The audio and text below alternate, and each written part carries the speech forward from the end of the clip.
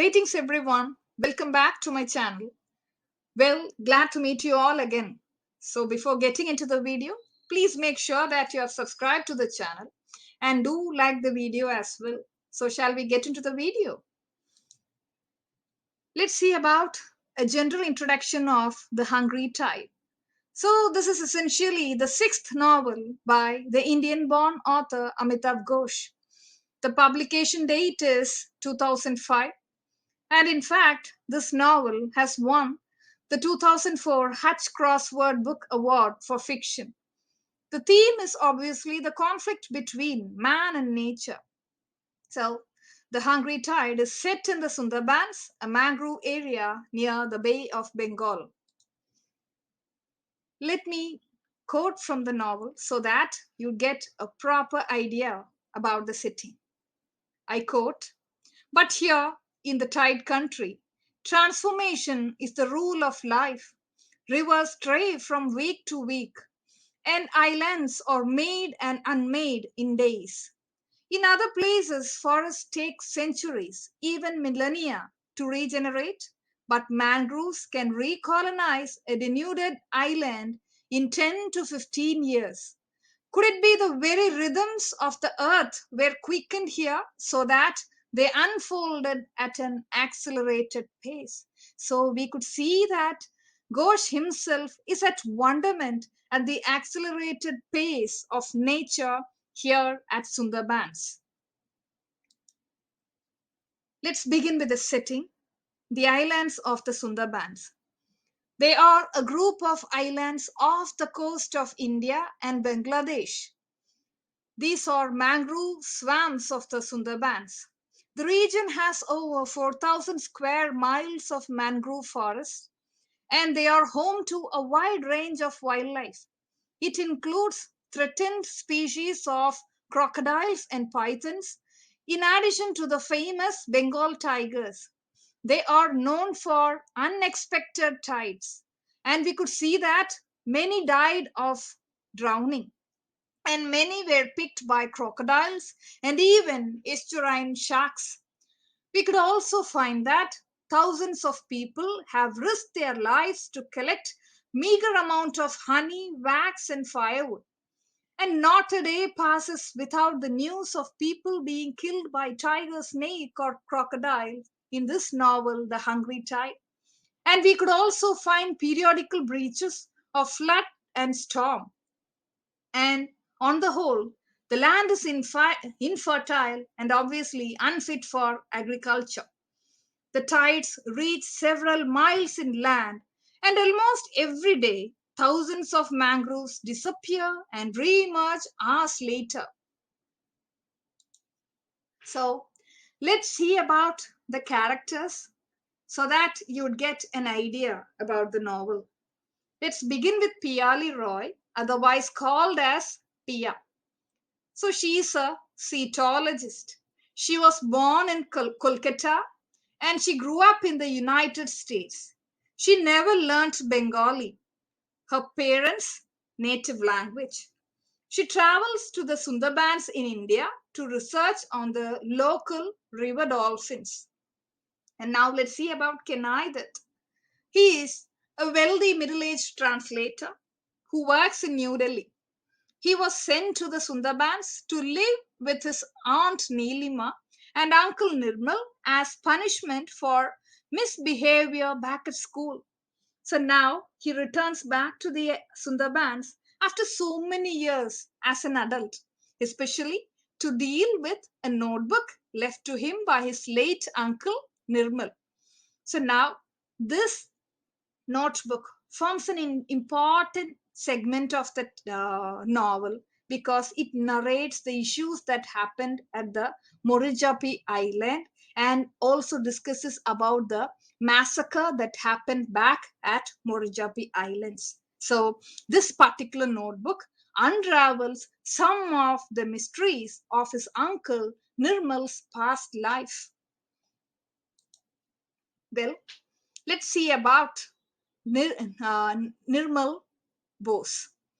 So Nirmal is Nilima's husband. He is a staunch Marxist, a writer who taught English at a college in Calcutta. He suffered mental agony after being arrested for his political agitation. And so the doctors suggested to leave the city immediately and go in for a serene place.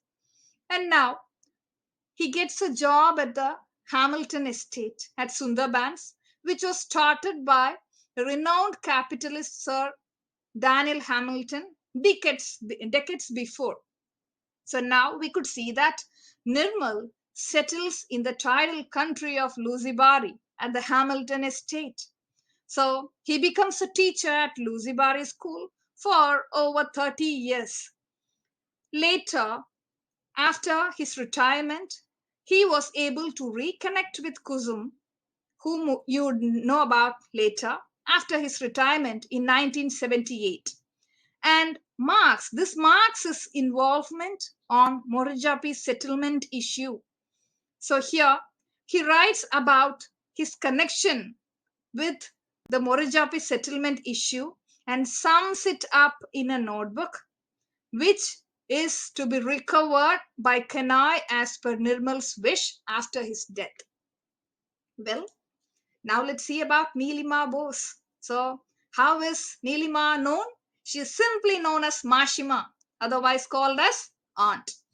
So, she is the aunt of Kenai and Nirmal's wife.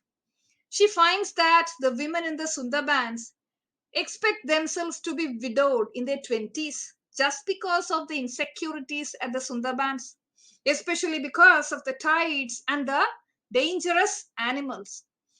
Nilima forms a women's union called Badoban Trust, providing services to the people of Lusibari and the nearby islands.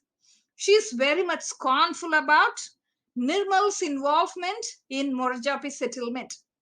Towards the end of the novel, Nilima supports Pia's plan to begin a conservation and research plan based in Lusibari to provide funding for the Badoban Trust and to work with the locals. So here we could see that she is an emancipated woman who states the reason for the empowerment of so many women in these clustered islands of the Sundarban. So she remains the sole reason for the upliftment of the life of so many illiterate women within the destines of the mangrove forest. So she is a notable character in the novel.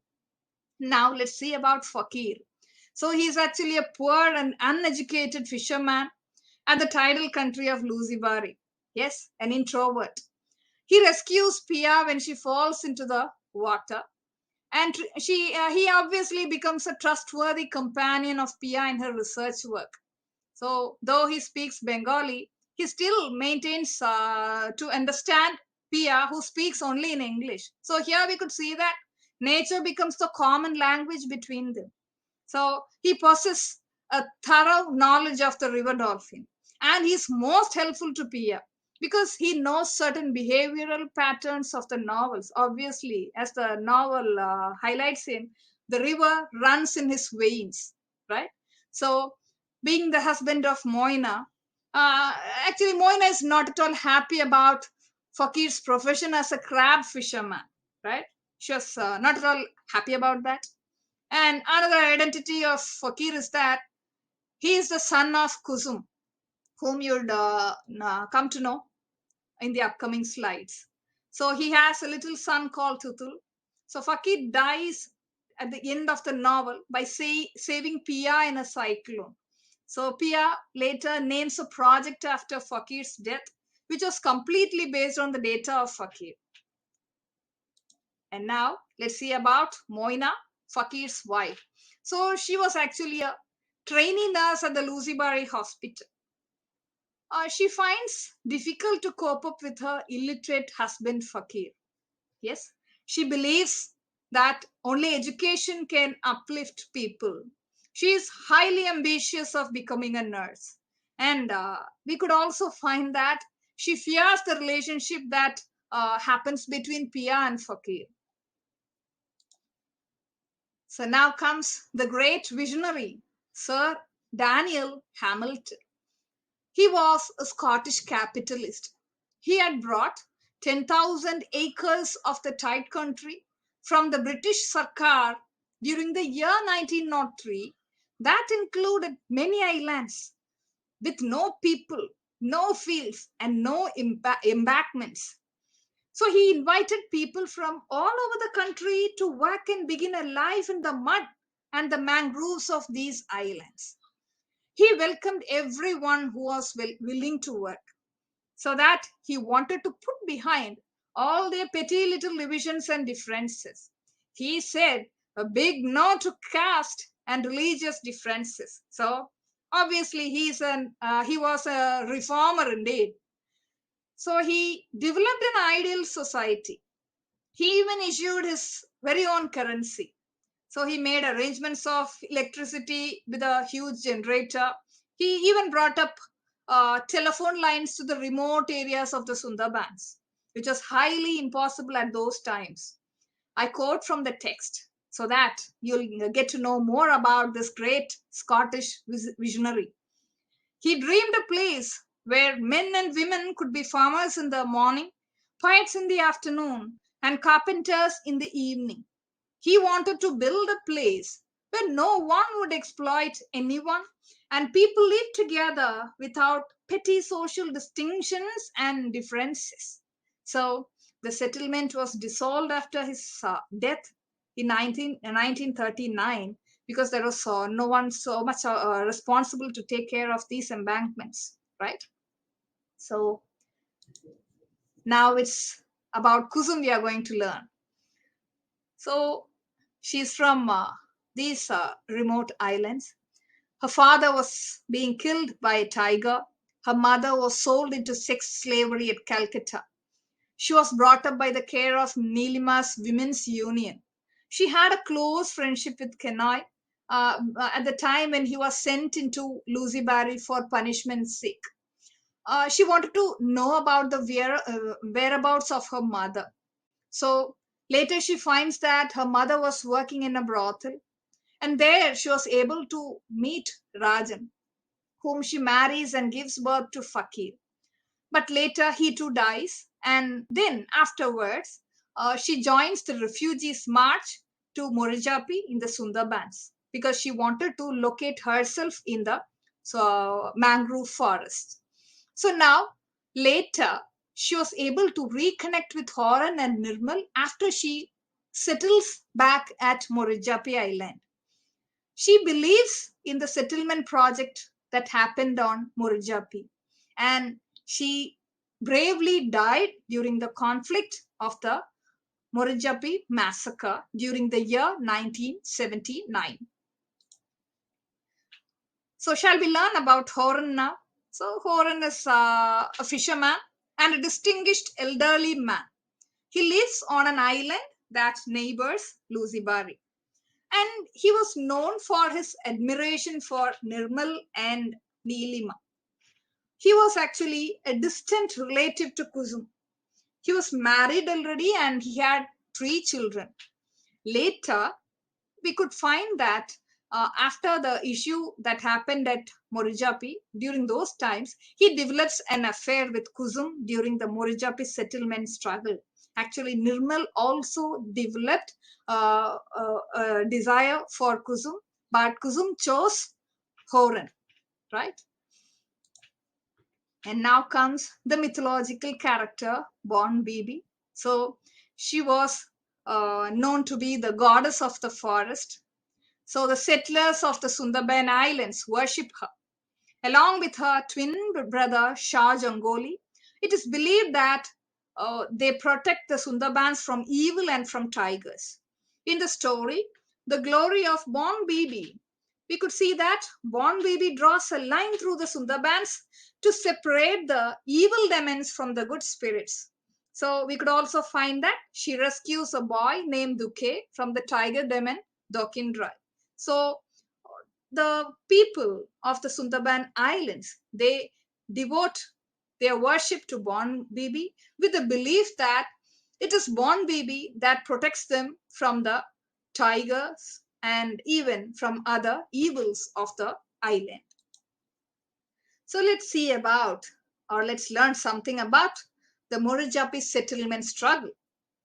So, who are these Murijapi settlers? They are the refugees who settled in the tiger reserves of the Sundarbans. Actually, these settlers were the natives of Bangladesh who lived at the edge of the Sundarbans. And all of a sudden, they had to leave their native at the advent of war. So, what would happen after that? Obviously, they were left as refugees. So, now they were taken away forcefully to a settlement camp which was far away from the tide country. And they were labeled as refugees. So, now you could see that these refugees feel isolated in the alien land. And they never felt at home in the settlement camp as well because they wanted the tidal country mud. So, the novel highlights how they developed an yearning for the tidal country mud. So the refugees fought back to regain a land which reflected their past life. So they want that tidal country mud once again. So now they opted the Murijapi Island that belonged to the forest department. Now they so they marched all the way to the Murijapi Island. Of course, Kusum also joins them. They create a settlement there against the strict law of the government. So they begin their settlement there with a great vision, right? So their vision gets distracted now. Why? The government highlights that the island was saved for the Royal Bengali tigers to preserve them. So they have to vacate the island immediately. The settlers were thus considered to be a nuisance by the government, by the West Bengal government. Their huts were burnt, their whole settlement was demolished, and women were raped and put down into the river. And all the transport between the outside world and the island was stopped, and people died of hunger. So, as Kusum quotes in the text, we could see that they were reduced to eating grass. So, to stop their hunger, they had to even eat the grass so that they could survive on the island. So, such was their passion for this tidal country mud. So, look at this picture. You could know their plight, isn't it? So, this is a real incident that happened back at the Sundarban forest, and the Murijapi massacre and its aftermath forms an important backdrop to the hungry tide. So Ghosh has very keenly here discussed the sufferings of these refugees who really wanted to attach their life with the tidal country mud, and how they were very cruelly set aside by the government. Yeah. So now let's learn something about the Irrawaddy river dolphins, which forms the basic research of Pia. So, what are these Irrawaddy dolphins? They are a rare endangered river dolphin or Scylla. So, they are neither exclusively a freshwater dolphin type nor a saltwater one. They survive in both. So, these dolphins follow intelligent fishing practices. The dolphins form an underwater pool and gather in order to hunt a school of fish. So, here the text also shows how these dolphins have certain intuitions in connection with nature. These dolphins can sense the approaching danger, even the cyclones. So the novel has evidences of these things. There exists a symbiosis between the human beings and the population of wild animals. So now let's see about the migration of dolphins. So you'd have heard about the migration of human beings. Have you ever heard about the migration of dolphins? Here you're coming to know about that. So Pia identifies the behavioral pattern of the dolphins that change according to the ebb and flow of the tide country. See, these dolphins migrate daily. So during their daily migration, they cross the distance up to 1,300 kilometers upstream in major rivers, right? So now, have you ever heard about the visual communication of the dolphins with the fishermen? Yes, the fishermen cast net fishing with the help of dolphins. So this indicates the communication that happens between the fishermen and the dolphins. So quite interesting, isn't it? Visual signals could be seen during fishing between the fishermen and the dolphins. So I quote from the text.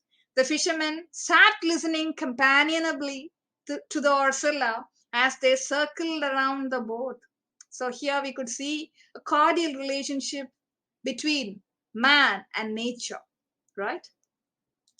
Well, so let's learn something about the crabs too. So these crabs are the keystone species of the Sundarbans. So the crabs laundered the mud they lived in. They scrubbed the mud grain by grain. So they are found in abundance in the ecosystem of the Sundarbans, and as Ghosh highlights in his novel, they are the keystone species of the entire ecosystem. Yes, how do they form the sanitation force of Sundarbans? So it's very much interesting. I quote from the text. They were a sanitation department and a janitorial team rolled into one, says Ghosh. They kept the mangrove alive by removing their leaves and litter. Without them, the trees would choke on their own debris. See, this is how they form the sanitation force of the Sundarbans. Quite interesting, isn't it? So now, yes, they provide livelihood too. Fakir and other fishermen of the ecosystem depend completely on the crabs for their livelihood. The crabs, in fact, ruled the tide of her destiny. Well, so now let's learn about the interesting hybrid rituals that happens in the Sundarbans. So these are all real stuff that happen even now, invoking born BB. So here we could see the merging of cultural rites, the Persian and the Bengali. So in various instances in the novel, we could see that Horan, Kusum and Fakir were shown to be practicing a culturally syncretic tradition that included a puja as well as an Arabic invocation of Allah. This is completely a hybrid amalgamation of different religious practices. The language used was a mixture of Arabic and Persian, and the puja reflected the Hindu tradition. So you could see how two kinds of rituals are combined into one, isn't it? So this religious rite is performed to keep the people safe from the attack of tigers. Well, so now let's conclude this presentation with a principal theme that exists in the novel, man versus nature. So with a rich and diverse ecosystem, man and animal and other beings strive for their survival in these cluster of islands in the Sundarbans. The horror of cyclones and tigers show the dependence of man over nature for his survival. We could see the coexistence, the beautiful coexistence of man and the non-human, of human and the non-human. I'm sorry. So here, this novel questions and challenges the anthropocentric belief of man that nature is meant for human beings alone. So it is completely proved wrong. The bunch of non-human characters present in the novel, especially the flora, the terrific Royal Bengal tiger, the treacherous crocodile, the Ursula dolphins, the crabs, whatever it is. So all these characters showcase the non-anthropocentric voice in the novel against the human counterparts. So finally, this novel contributes to our realization that nature is incomplete with human beings alone, right? So with this theme, let's wind off this presentation. So thank you for your patience.